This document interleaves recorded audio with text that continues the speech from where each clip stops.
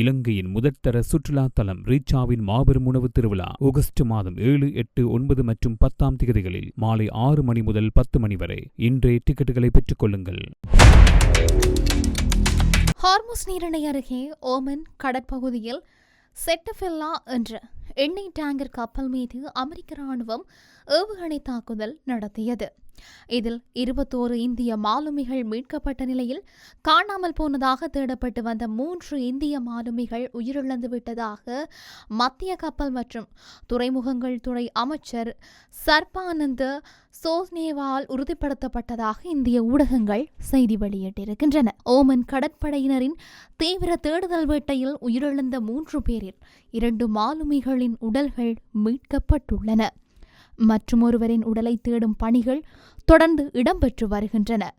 இந்த 3 மாலுமிகளும் இந்தியாவின் இமாச்சல பிரதேசம், உத்தரப்பிரதேசம் மற்றும் ஆந்திர பிரதேசம் ஆகிய மாநிலங்களைச் சேர்ந்தவர்கள் என்று தெரிவிக்கப்பட்டிருக்கிறது. ஈரான் மீதான கடல்வழி முற்றுகையை மீறி இந்த கப்பல் வந்ததாக கூறி அமெரிக்கா தாக்குதல் நடத்தியுள்ள நிலையில் இதுகுறித்து டெல்லியில் உள்ள தற்காலிக அமெரிக்க தூதரை நேரில் அழைத்து இந்தியா கண்டனம் தெரிவித்தது. கடந்த சில நாட்களுக்குள் ஓமன் கடற்பரப்பில் நடந்த முதலாவது தாக்குதல் இதுவாகும். இதனிடையே ஓமன் துறைமுகத்திற்கு அருகே மற்றொரு வணிக கப்பலும் தாக்குதலுக்கு உள்ளாகியிருப்பதாக தெரிவிக்கப்பட்டிருந்தது. தொடர்ந்து ஹார்முஸ் நீரிணையை தங்களின் முழுமையான கட்டுப்பாட்டிற்குள் கொண்டு வந்துள்ளதாக அமெரிக்கா அறிவித்துள்ளது. அமெரிக்க மத்திய இராணுவ தலைமையகத்துக்கு வெளியே செய்தியாளர்களிடம் பேசிய அமெரிக்க பாதுகாப்புத்துறை செயலாளர் பீட் ஹெக்ஸெத் இதனை தெரிவித்திருக்கிறார். ஹார்முஸ் நீரிணை அமெரிக்காவின் கட்டுப்பாட்டில் தான் உள்ளது என்று அமெரிக்க ஜனாதிபதி டொனால்ட் ட்ரம்ப் கூறியது 100% உண்மை என்பதை தற்போதைய கள நிலவரம் நிரூபித்திருப்பதாக பீட் ஹெக்ஸெத் தெரிவித்திருக்கிறார். அமெரிக்கா தன்னுடைய நட்பு நாடுகளுடன் இணைந்து வார கணக்கில் இந்த பகுதியில் எண்ணெய் போக்குவரத்தை வெற்றிகரமாக கையாண்டு வருவதாகவும் இதனை ஏற்றுக்கொள்ள ஈரான் மறுத்தாலும் இதுதான் தற்போதைய உண்மையான கள நிலவரம் என்றும் அவர் திட்டவட்டமாக கூறியிருக்கிறார்.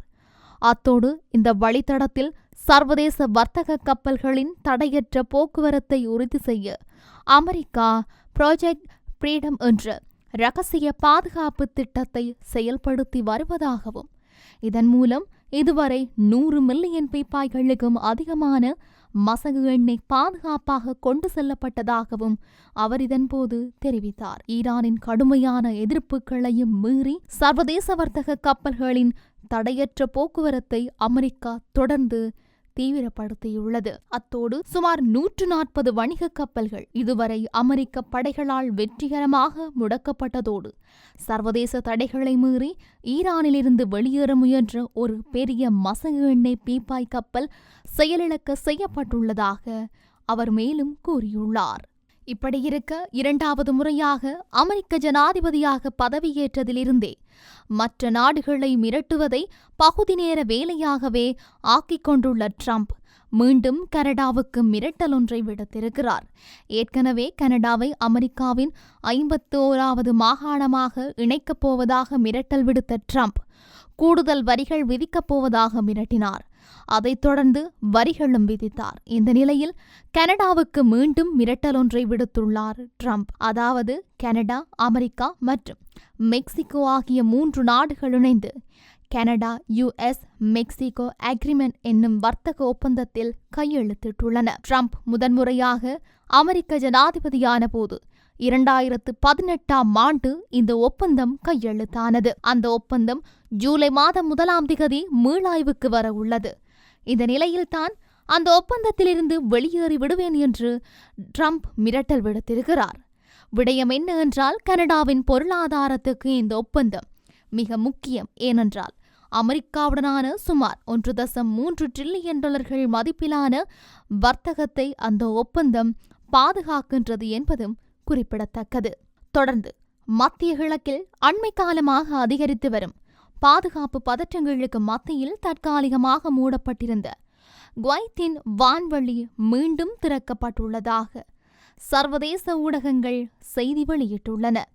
பாதுகாப்பு காரணங்களால் எடுக்கப்பட்ட இந்த அவசர நடவடிக்கை காரணமாக பல விமான சேவைகள் பாதிக்கப்பட்டிருந்த நிலையில் தற்போது நிலைமை படிப்படியாக வழமைக்கு திரும்பி வருவதாக அதிகாரிகள் தெரிவித்துள்ளார்கள். இன்றைய தினம் இடம்பெற்றதாக கூறப்படும் ஈரானிய தாக்குதல்களைத் தொடர்ந்து மத்திய கிழக்கு நாடுகள் பலவும் உச்ச பாதுகாப்பு எச்சரிக்கை நிலையில் வைக்கப்பட்டிருந்தன. பிராந்தியத்தில் உருவான அசாதாரண சூழ்நிலையை கருத்தில் கொண்டு குவைத் அதிகாரிகள் உடனடி நடவடிக்கையாக நாட்டின் வான்வெளியை தற்காலிகமாக மூடினர். இதனுடன் குவைத் சர்வதேச வானூர்தி நிலையத்தின் விமான இயக்கங்களும் தற்காலிகமாக நிறுத்தப்பட்டன.